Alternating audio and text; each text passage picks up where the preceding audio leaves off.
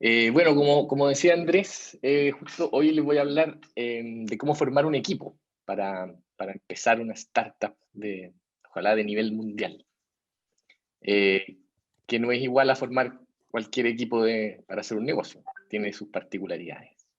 Entonces, primero, bueno, la agenda del día, dame un segundo.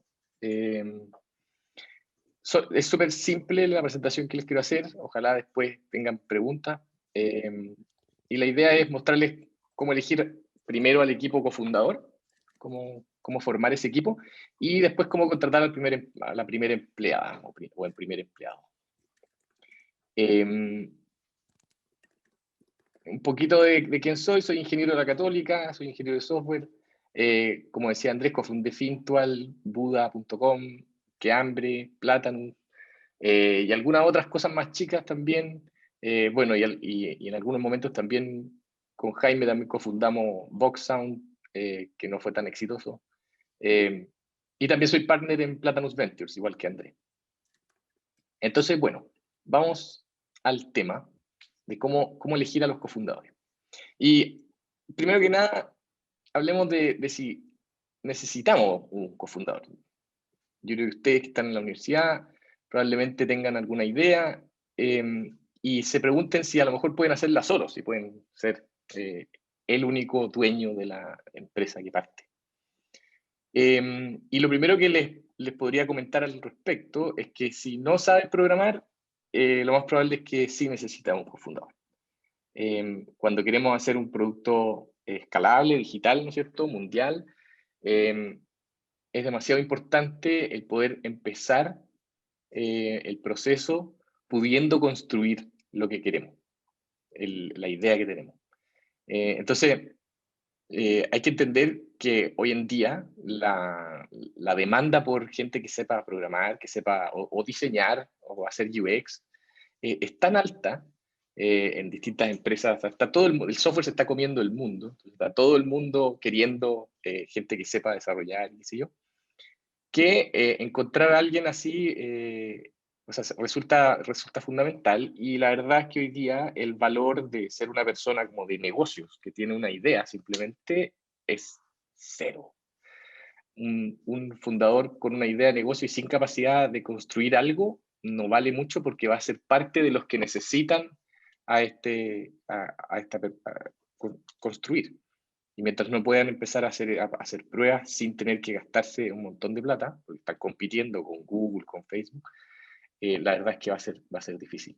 Y lo otro es que contratar una fábrica de software también es una pésima idea para empezar un emprendimiento, eh, porque lo que va a pasar ahí es que tú le vas a encargar a la fábrica de software algo que se te ocurre y que es lo que tú necesitas, y rápidamente eso que tú creías que necesitabas va a cambiar y te vas a dar cuenta, vas a aprender en el camino, tal vez con algunos clientes, te vas a dar cuenta de que no estaba bien lo que le pediste a la fábrica de software, pero ya tienes un contrato probablemente, ya avanzaste, ya gastaste un montón de plata. Entonces, quien sea que te dio esa plata ya va a dejar de creer un poco en ti.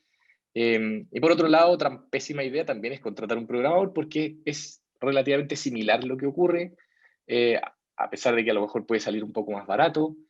También puede que cometa algunos errores, pues puede que esta persona renuncie también en la mitad del camino. Entonces, en conclusión, si no sabes programar, necesitas un cofundador que sepa programar o diseñar, al menos las primeras etapas de construir un producto. Y la verdad, o al menos lo que opino yo y lo que hemos aprendido en el camino, es que si sabes programar, también lo necesitas. Entonces veamos un poco por qué.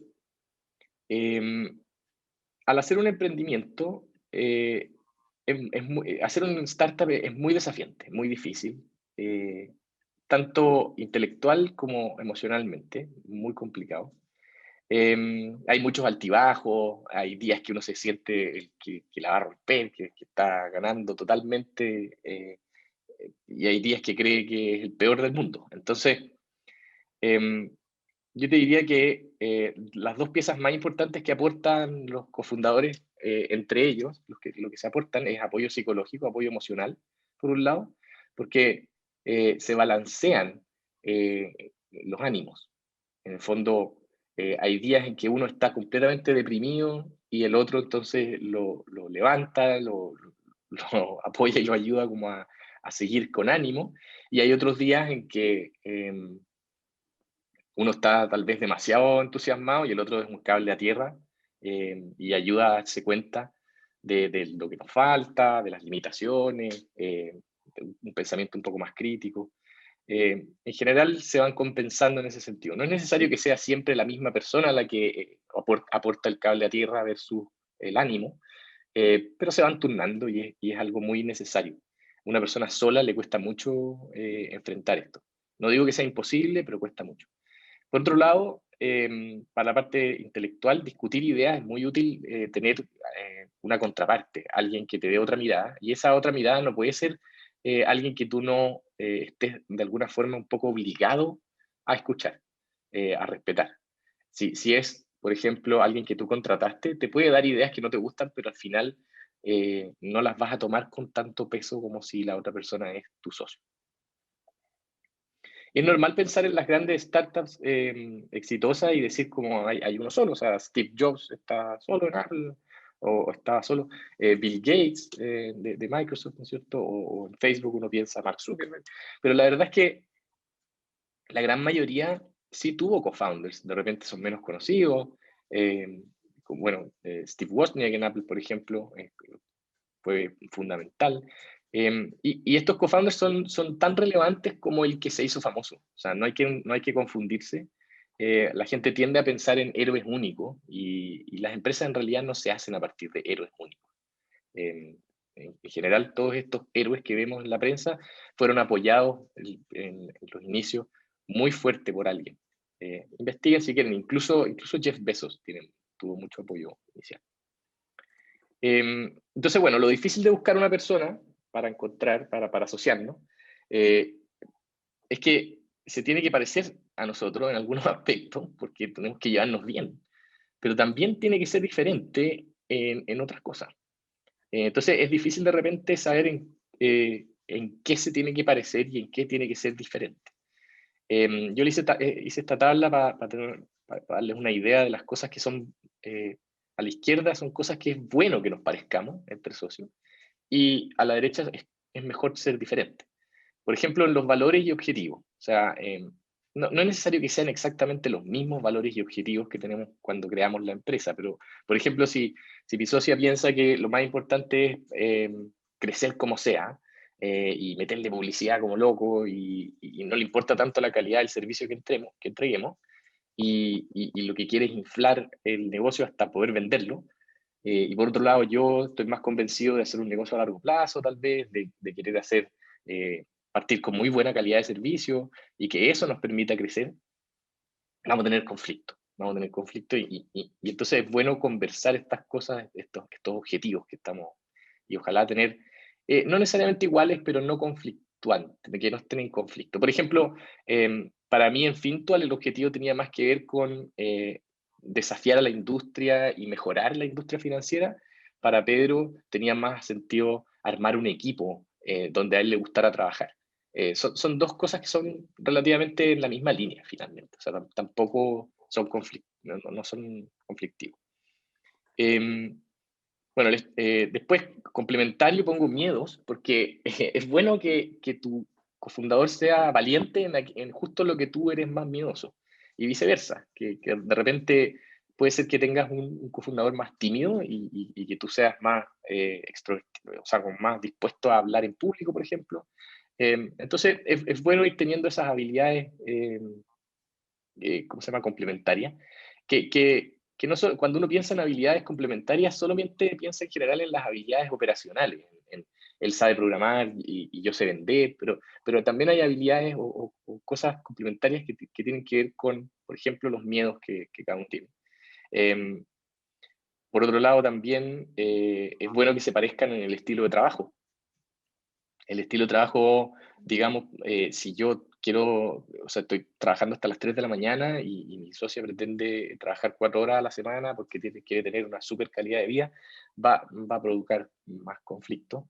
Em, Después, bueno, ya hablé de las complementariedades en las habilidades, que es súper obvio. También el parecido en la autosuficiencia. Necesitamos que el socio que encontremos sea, no necesite órdenes. O sea, necesitamos que sea, y nosotros también necesitamos ser autosuficientes. O sea, pensar en qué es todos los días levantarse es difícil y no saber bien o no saber a quién preguntarle qué hago, ¿ya? Pero es medio necesario en socios.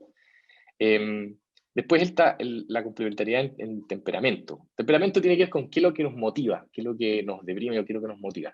De nuevo, parecido a los miedos, es bueno que a mí me motiven situaciones tal vez distintas a mi socio para que haya un balance en eso.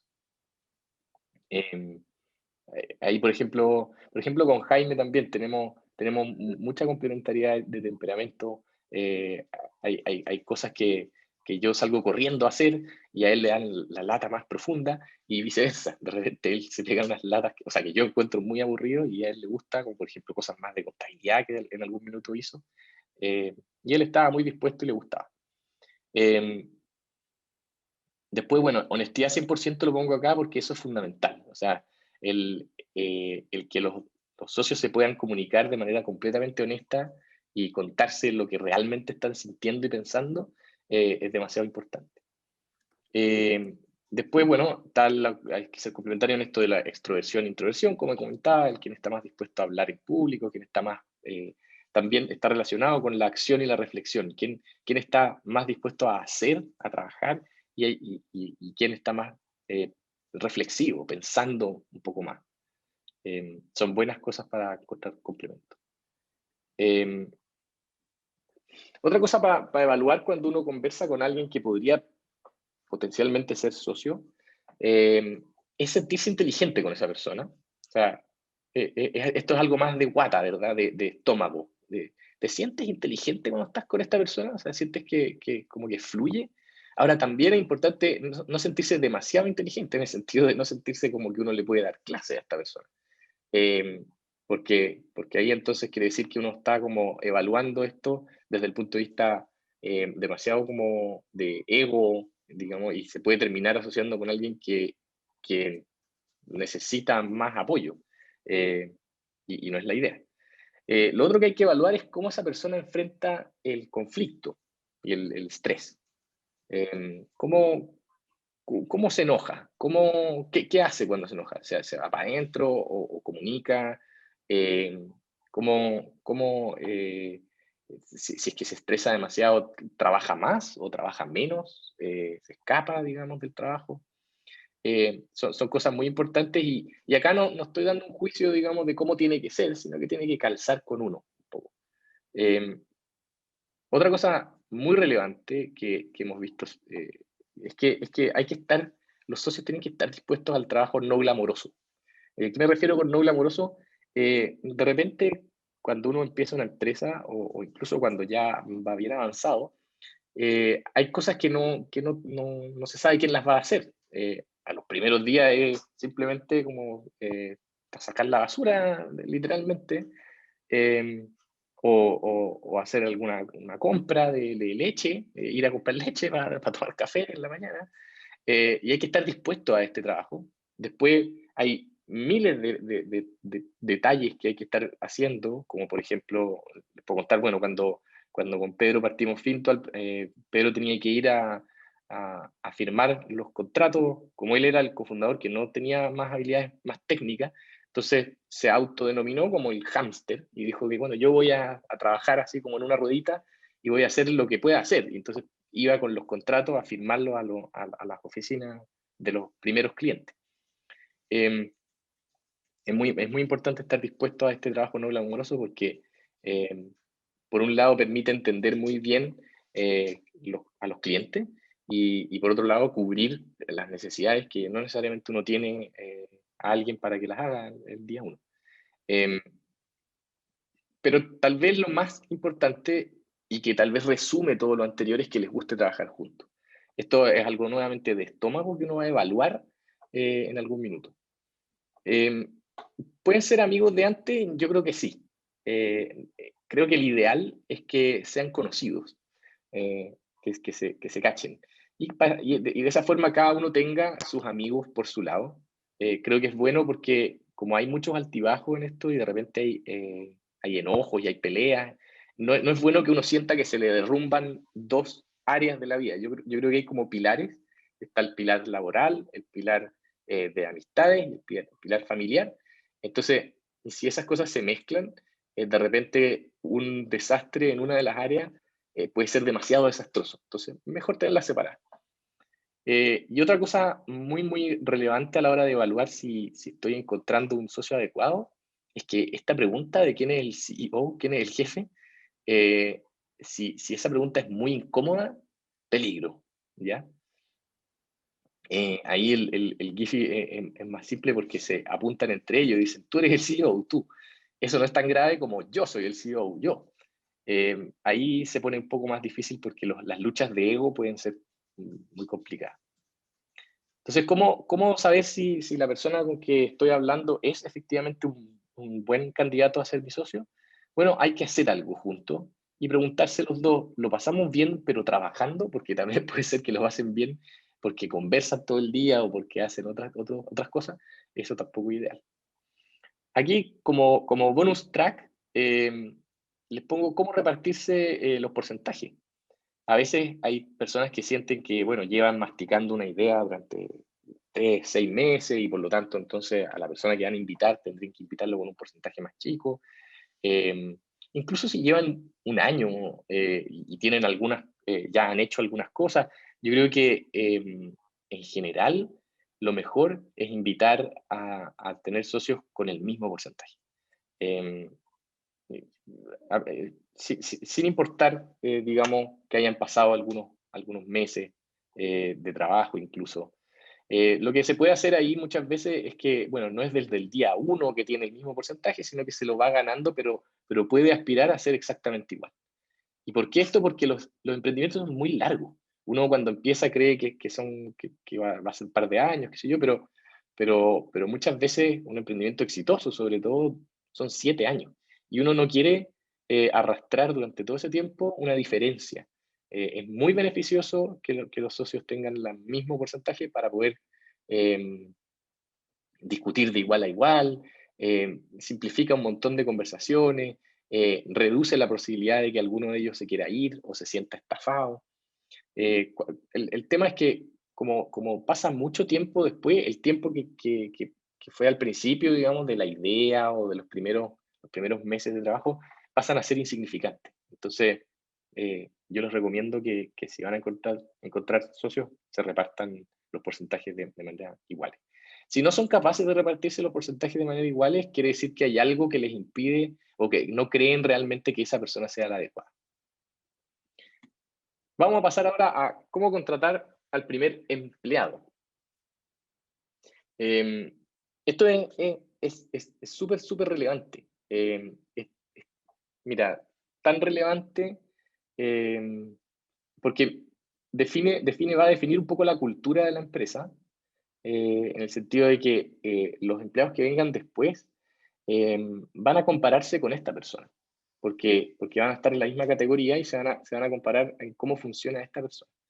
Y también es más valioso que un inversionista. O sea, hay que entender que, que es muy difícil de encontrar y un inversionista en realidad lo que está aportando es plata, que es algo que es bastante commodity, o sea, que está en cualquier lugar.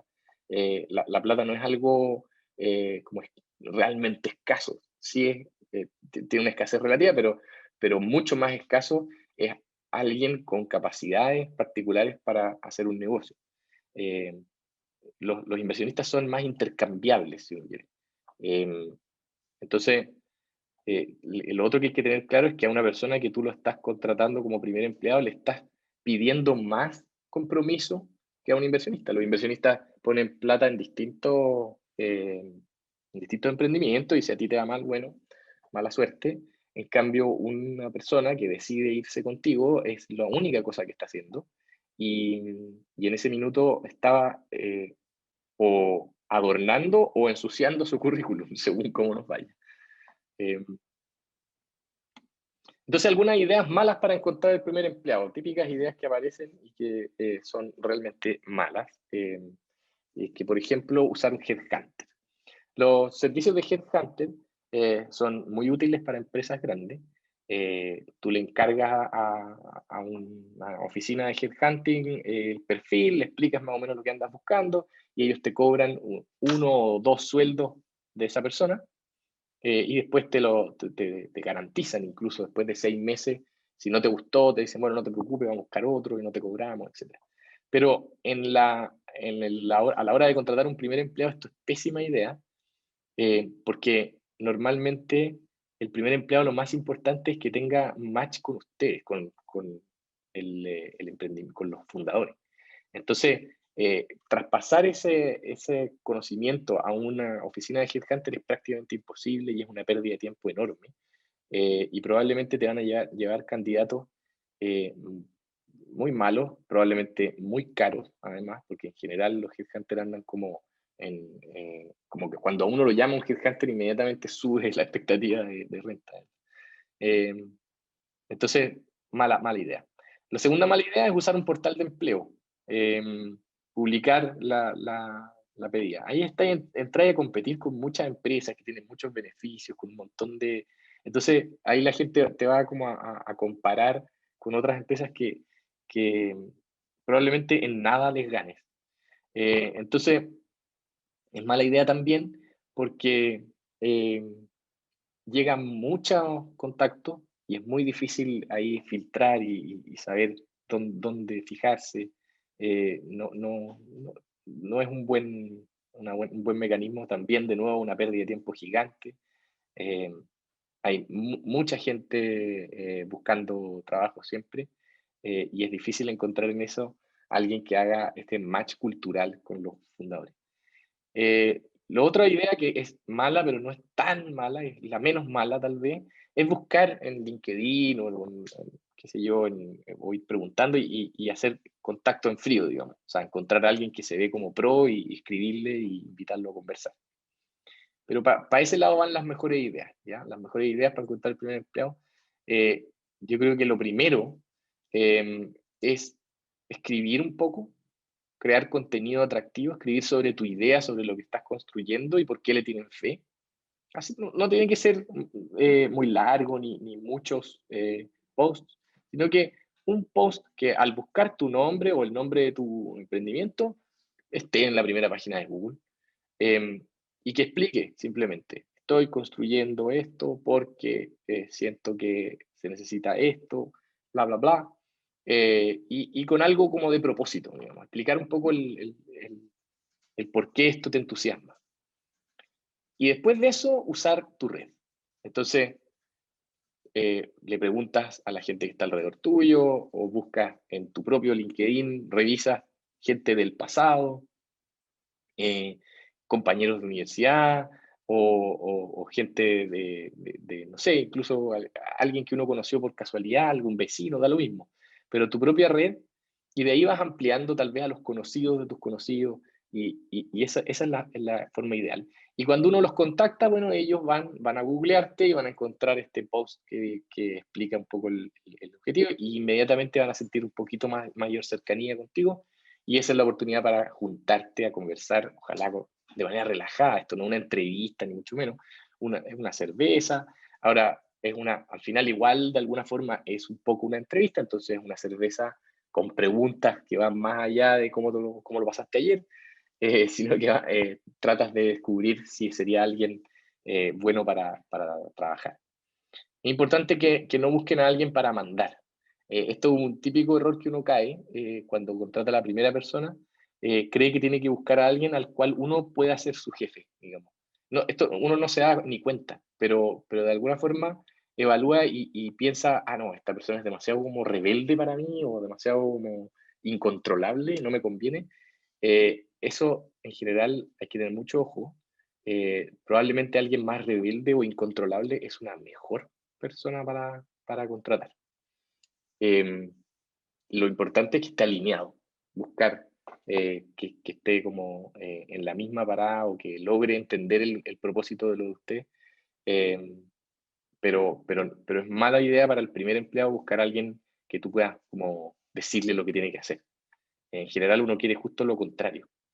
Em, Más o menos pensando como qué cargo habría que contratar, obviamente va a depender mucho del emprendimiento, pero yo diría que en general esta persona tiene que ser capaz de hacer un poco de todo.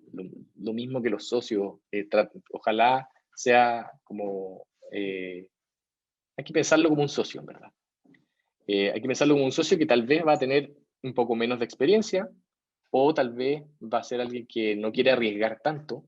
Entonces va a ser una persona que probablemente necesita un sueldo, eh, a diferencia de los socios que a lo mejor pueden aguantar algunos meses sin pagarse, qué sé yo. Necesita tener como la seguridad de que le va a llegar el sueldo.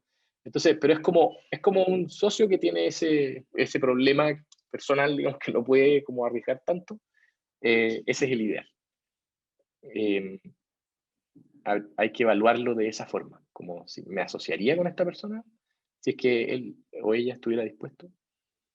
Eh, bueno, eso. Y bueno, acá les dejo algunos ejemplos. Eh, por ejemplo, bueno, Yahoo, el primer empleado era amigo de los founders de la universidad. Ahí hay una entrevista, son extractos de entrevista. Entonces ahí le pregunta, bueno, ¿cómo se conocieron? En el pregrado. Después Reddit, el primer cargo, el tipo contesta que cree que era Ops. Eran amigos de antes y simplemente le preguntaron un día si se quería unir. En Airbnb fue una conversa casual, le pidieron una tarea de código, en este caso no eran amigos de antes, y salieron a tomar chela y con eso evaluaron si había un buen feeling, si era alguien con quien querían estar en la oficina todo el tiempo. Hay que pensar que cuando uno está formando este equipo y de cofundadores y del primer empleado, incluso el segundo, el tercero, uno está armando un grupo con que va a estar mucho tiempo juntos, compartiendo mucho. Entonces, vale la pena como evaluar esa parte, la parte más emocional de cómo, de si nos entretiene. Nosotros en todos nuestros emprendimientos que hemos hecho, siempre las primeras personas han pasado por un test que es como de almorzar juntos con nosotros y ver no sé, si nos cae bien, si se toma completamente el almuerzo y no se queda callado nunca, o al revés, participa, o tal vez se queda demasiado callado y no dice nada. Buscamos ahí como que fuera un partner más. Y bueno, y lo último, no avancen demasiado rápido a contratar a esa persona. De repente uno se tienta porque como que crecimiento de equipo simboliza crecimiento de la empresa, pero no es así.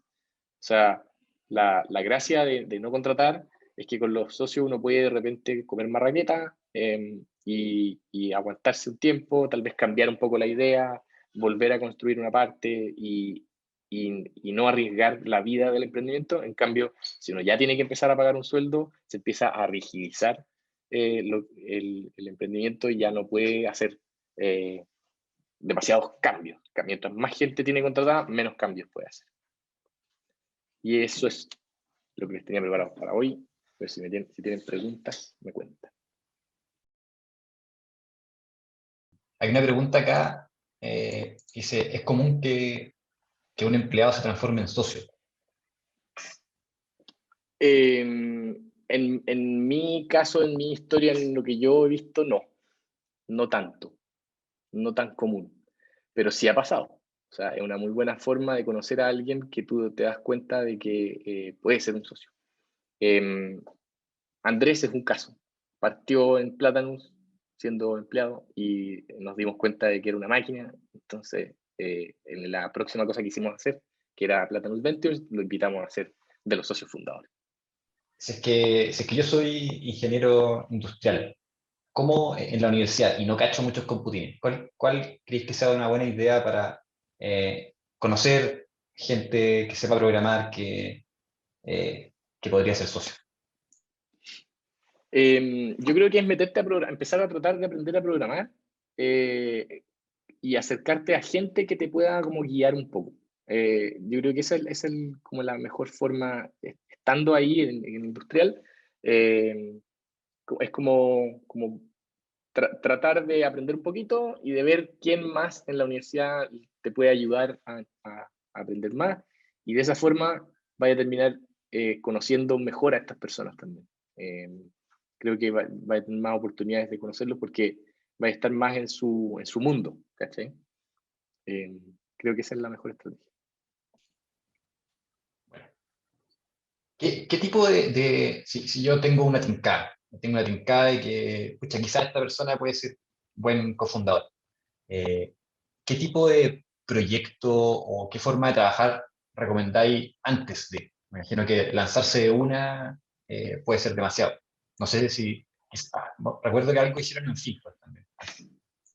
Sí, definitivamente, o sea, tirarse a hacer algún proyecto con un deadline así, decir como ya, vamos a tratar de hacer una página que hace tal cosa y en 3 meses ahí evaluamos, es una muy buena estrategia como para evaluar qué tal.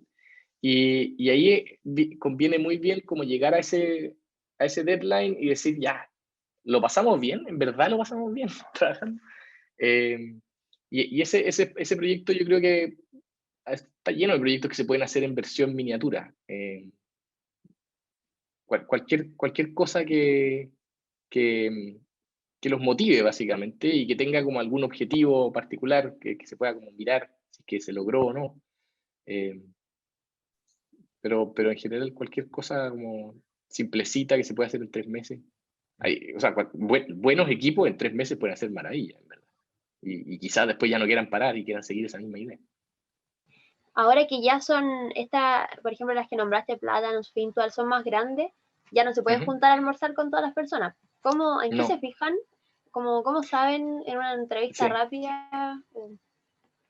Sí, la otra razón por la que no nos podemos juntar a almorzar es por el COVID, pero lo que hacemos son unas entrevistas grupales al final. O sea, primero entrevista normal, qué sé yo, pasan varias etapas y al final hay una entrevista grupal a la cual van 12 personas por Meet, ¿no es cierto? Como un Zoom de 12 personas y esa persona presenta algo.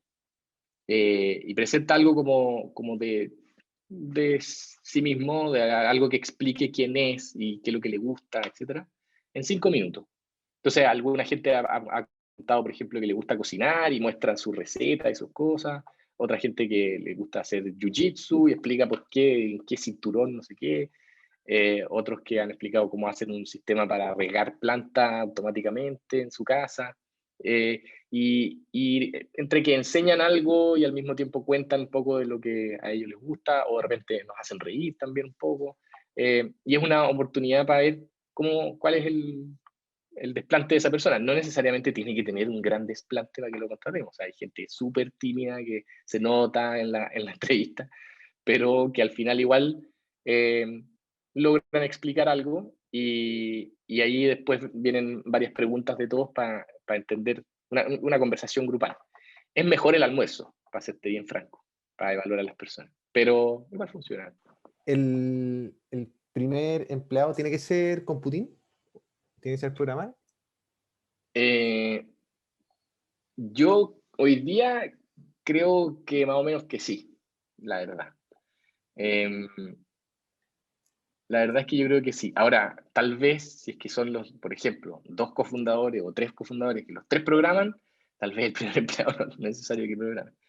Pero no es lo normal, no es lo común. Lo típico es que van a ser, yo diría lo más típico es como 2 cofundadores donde uno más o menos cacha, pero tampoco es que sea tan crack programando. Y en ese caso, de todas maneras, creo que el primer empleado debería ser programador computing. Perfecto. Ahora, más importante que yo creo es que esté como dispuesto a hacer un poquito de todo, porque al principio, a diferencia de entrar a una empresa grande, cuando uno entra a una empresa chica como primer empleado, no hay un cargo claro, le toca hacer cualquier cosa y es como, para alguna gente, un desastre, lo consideran un desastre. Eh, yo creo que es más importante que la persona esté clara con eso y esté dispuesta a ese desastre, entre comillas, que no hay jefe, digamos, Perfecto. participar de un grupo, ¿no? Oye, yo he visto también algunos casos en que dentro del equipo fundador aparece una especie de advisor o así, un consejero que normalmente es más viejo y aportó como con la idea o con mucha promesa de redes. Sí, perfecto. ¿Qué Ese opináis que de eso? tiene ahí como un 5% y que a veces conversa. Ese es su aporte. Yo, la verdad es que en general creo que hay que tratar de deshacerse de esos individuos de la manera más limpia posible, lo antes posible. De cualquier persona que quiera como quedarse con un porcentaje y no aportar en el día a día, chao pescado. Como que no funciona ese. En general uno puede tener como advisors también, pero uno decide cuánto entregarles después, digamos. O sea, al principio funcionan gratis y cuando la cosa va muy bien, tal vez le doy un 0,2% o un 1%, así si es que es excepcionalmente útil. Pero claro, eso es como equipo fundador donde hay uno que está trabajando full time y nunca se va a tirar al emprendimiento. Chao. Hola Agustín, oye, una consulta. ¿Cómo cuánto reservar de porcentaje para los primeros empleados y hasta cuándo, o sea, hasta qué empleado como que se considera dentro de los porcentajes más fuertes cuando uno lo va ingresando? Súper Eso. buena pregunta. Varía un montón esto, pero como más o menos algo como decente es pensar que vaya a repartir un 6%. eh, y, y nosotros, por ejemplo, en Fintual hemos seguido dándole a todos los que entran. La proporción va obviamente en descenso y lo que uno trata como que busca achuntarle es a que según el momento en que entraron, el valor que aportan por todo el tiempo que están sea como proporción, ¿cachai? Como que el cambio de cuánto le da a la gente va en línea del crecimiento de la empresa. Eh, entonces, cosa de que mientras más aportaste mientras estuviste, más te lleváis. Pero es súper difícil achuntarle. Es todo un tema, el tema de las stock options, es como da para una clase completa, creo. Hola, yo quería saber cómo eligieron al primer empleado de Plátanos y de Fintual. En Plátanos, como el objetivo era distinto, no era hacer un emprendimiento que crezca muy rápido a nivel mundial, es una fábrica de software. Eh, entonces, es un poquito diferente. En el caso de Fintual, el primer empleado fue Pedro Sarachev, que lo conseguimos después de harto buscar yo y de perseguirlo un poco, y lo convencí. ¿Por qué me convencí yo primero? Porque era un gallo que estaba armando en su casa un buggy, tenía todo un auto ahí en desarme y había perseverado con eso durante mucho tiempo. Y también un tipo muy amable, simpático, inteligente, y que yo percibía que él perfectamente podía hacer un negocio por sí mismo. eh, y estaba yo muy feliz de que quisiera trabajar con nosotros. Lo fui convenciendo a partir de también buena onda, explicándole que iba a trabajar en un lugar entretenido, porque en ese momento nadie le creía a Fintual, o sea, era cualquier cosa. Entonces, de hecho, usé un poco Plátanos, como en la cultura de Plátanos, para convencer a Pedro de que entrara a Fintual. Yo tenía una duda porque mencionaste durante la presentación de que como que era súper importante que el primer empleado como que tuviera nociones de programación. Entonces, si yo tengo un socio, ya tengo un primer empleado con ese tipo de habilidades, ¿cuáles crees tú que serían como las próximas habilidades a salir a buscar en los empleados? Ya, es que depende demasiado del emprendimiento, ¿no? No hay una receta única como para saber qué es lo que necesitáis, qué es lo siguiente. Lo que sí te puedo decir es que conviene más buscar generalistas, o sea, gente que sepa como, o que le interese, que esté dispuesto a un poco de todo. Porque si uno busca, por ejemplo, un data scientist, que lo único que quiere es ver data, va a tener como dificultades para entregarle pega a esa persona. Al principio uno necesita cubrir todas las mismas complejidades de una empresa grande, pero en versión chica. Entonces, son pocos que hacen de todo. Es necesario que sean así las primeras personas. Si tienes muy temprano gente muy específica en cosas, no va a tener suficiente trabajo, no va a aportar lo suficiente y van a quedar otras áreas sin cubrir. No, que si es que, ponte tú, yo tengo una idea que soluciona un problema, por ejemplo, a psicólogos. ¿Es necesario que tu equipo fundador cuente con un psicólogo? Es una súper buena duda. Mira, el ideal, yo te diría, es que haya una persona técnica de la construcción del producto, una persona técnica de lo que estás haciendo, o sea, en este caso un psicólogo, y una persona de negocio. O sea, ese es como el equipo fundador ideal, se conforma de esas tres como áreas. Ya. Obviamente, bueno, no siempre se puede hacer el ideal y algo se tiene que poder como flexibilizar, digamos, y perder. Yo creo que lo primero a perder, me suena a mí en este tipo de emprendimiento, es el de negocio. O sea, que primero sería mejor un psicólogo con un tequi, y ya si nada se puede, solo el tequi. Pero Claro. Buenísimo. ¿Y el cuál ideal es es como los tres. un número que tú decís como perfecto para formar un equipo? Yo creo que depende un poco del emprendimiento. Hay emprendimientos que necesitan más gente, pero yo creo que el ideal es 3. Ya. Nunca más de 5. O sea, 5 ya es mucho. 1 es malo. 2, piola. 3, ideal. Eso. ¿Qué opináis de los cofundadores, como de la necesidad de un cofundador que sea bueno vendiendo? ¿Y qué significa que alguien sea bueno vendiendo? Es una muy buena duda. Yo creo que de nuevo va a depender del emprendimiento un poco. O sea, hay emprendimientos que logran a partir de 2 computines, logran hacer de repente un producto que se vende. Pero hay algo que tiene que ver como con, no necesariamente vender como lo típico que entendemos como vender, que es como ir a una reunión y convencer a alguien, sino que más bien pensar y escribir los textos o escribir la página, el producto, la promesa, de manera tal que llegue a la otra persona, a la parte que toma decisiones, que a veces no es tan racional.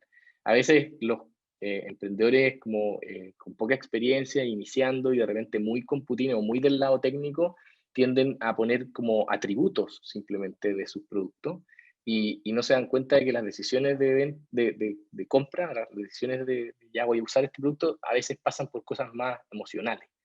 Entonces, esa capacidad que yo no sé si la llamaría de venta, pero sí es una capacidad más de negocio, de convicción, persuasión, es muy necesaria. Y hay gente que tiene ambas, que son capaces, que tienen capacidades tecnológicas y capacidades de persuasión.